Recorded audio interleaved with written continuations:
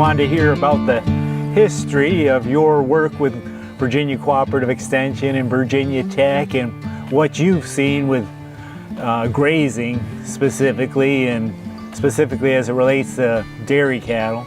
This is important.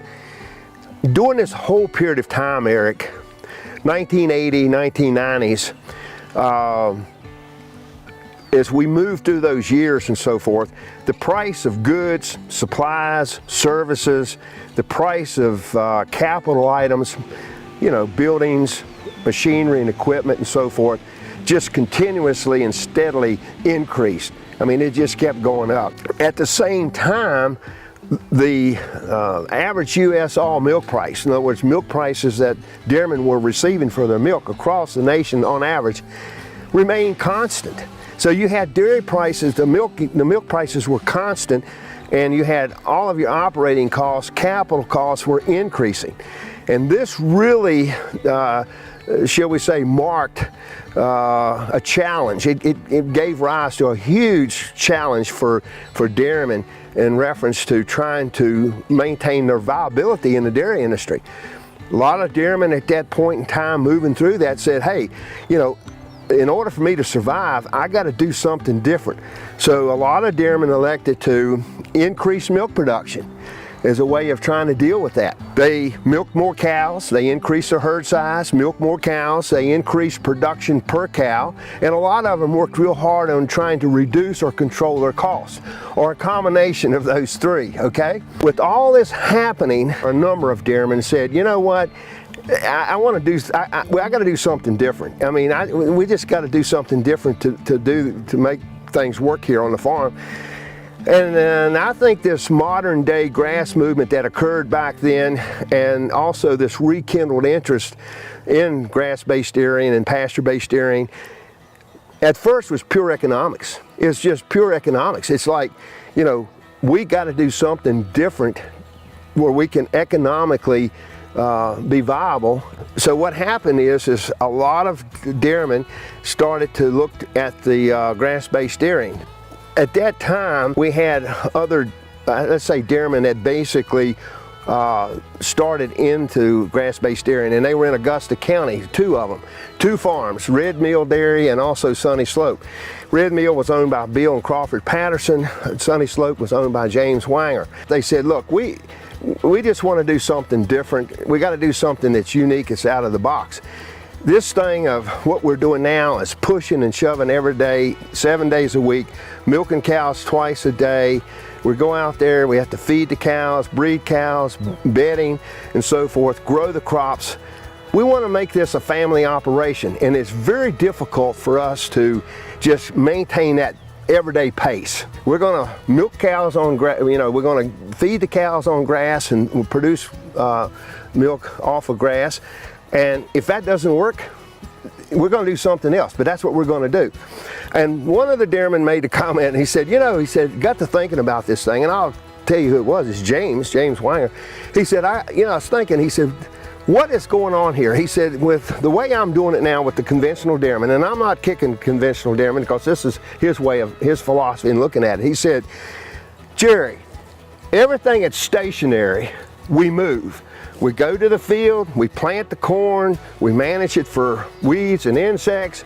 We go to the field, we harvest it, we move it from the field to the silo, then we move it from the silo to the cow, and then after the cow eats it and ingests, we take the waste and we move it back to the field.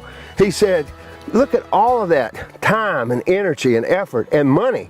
And the one thing that moves, we make stationary.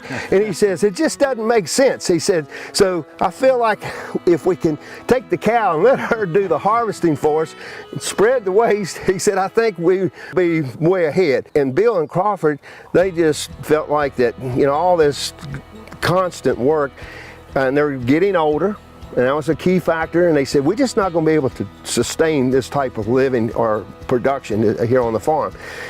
So they started into grazing. Now I want to make a point, and this is important.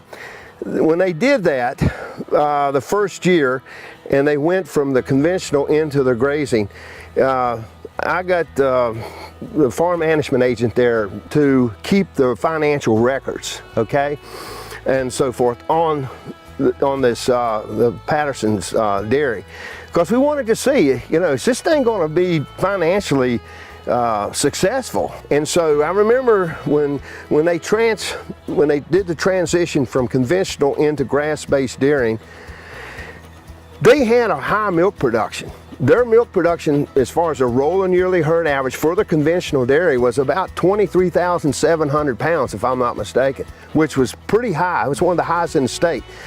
And their net cash farm income was good. It was over $900. Now, when they went into the grass-based dairy in the first year, they sold all the cows that they had. They wanted young cows, so they brought in about 98 young cows and started that. And their first year, I'm giving the economics on this because I think this is important. Their net cash farm income was over $1,000 on the grazing. First year? First year. Second year, it was over $1,100. The third year was over $1,200. The fourth year was over $1,300 net cash farm income. And then their fifth year was like $1,466 net cash farm income. Now, a lot of people will look at this and say, yeah, that's just one economic parameter, and they're right. We did not go in and collect all the economic data as far as we did not make adjustments for inventory.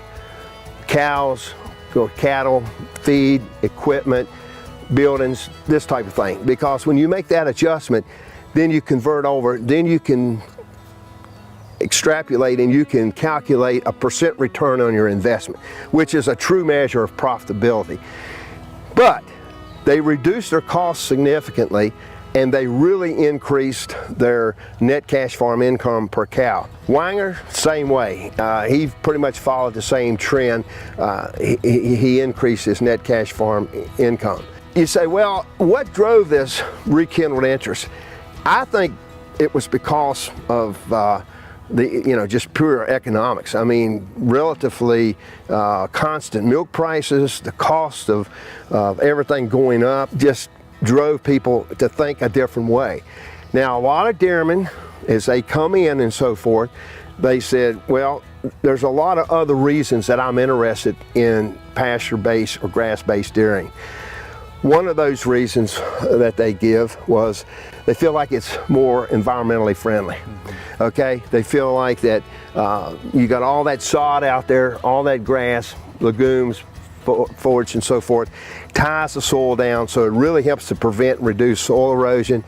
It helps to prevent the formation of sedimentation in the streams, which affects fish life and other aquatic life and so forth. They feel like that it also, like the diversity of plants that they use, particularly the clovers, white Dutch, ladina, red, alfalfa, it helps with pollination. Other ones felt like that when you go into the rotational grazing with dairy cattle, it helped to really reduce the cull rate and improve the overall health of the cows. So that was a big plus for them, okay? Overall improved health of the animals there. Some of them, it was just lifestyle. It's just like, the other lifestyle, I mean, people want to do it, that's fine, I have no problem with it. But for me, I just wanted to dairy, but the lifestyle of it is like in the spring and in the fall, I don't have to be so busy and just really push and shove, to get all this work done with the crops and that type of thing. And James eventually went to seasonal milk production. Exactly. I think with all that being said, this kind of gives you some idea as to how all of this came about and the rekindled interest. We basically planned and implemented the Mid-Atlantic Dairy Grazing Field Day. And the first one we had, I think was, if I'm not mistaken, was in 1996. It was held in Augusta County, and it was held on Red Mill Dairy, Bill and Crawford Patterson. Eric, and you being in Extension, you know what this means. There were over 400 people at that event. I think if my count was, and this is an count that we had official, 432. And the interesting part about that field day was there were over 150 dairy farms represented. Not dairy farmers, but 150 dairy farms. That is huge. And the reason I brought that up is because we had the economic data, and we had, they could come and see the dairy platform, they could see the paddocks, they could see the shape, the size, the lanes, the water, they could see the species, and they talked about it, and we talked about how to manage and so forth. It was a wonderful, great educational program. And I get goosebumps when I talk about this, because it's like, you know, before going through that whole process of, you know, learning how to graze and all the management practices and keeping the economics, and I'm going to digress here a little bit and say this, and I was surprised about this.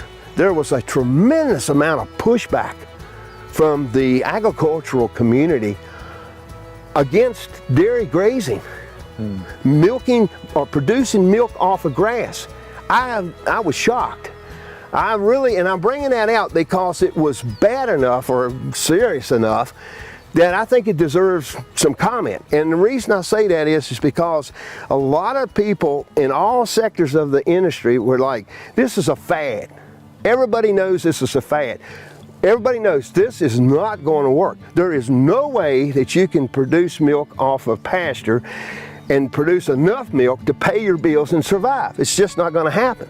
We'd get called out to meetings. The first question, and it was, you know, it was ag meetings. The first question was, Bill, James, what is your rolling yearly herd average?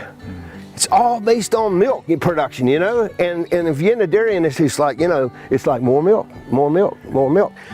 And he would tell them, and it wasn't as high as what he had. I think it was down around, you know, 13,000, 14,000 pounds, I don't know, somewhere in that ballpark, versus a 23.7 pounds rolling, you know. And so the second question, how many times do you have to get off your tractor to move that fence? And, you know, it's like, Then the third question was, or I shouldn't say third, but the last question, and these three happen every time. There was other questions, but the last question was, do you really think that you can be successful milking cows, producing milk on grass? And I remember Bill Patterson would say, well,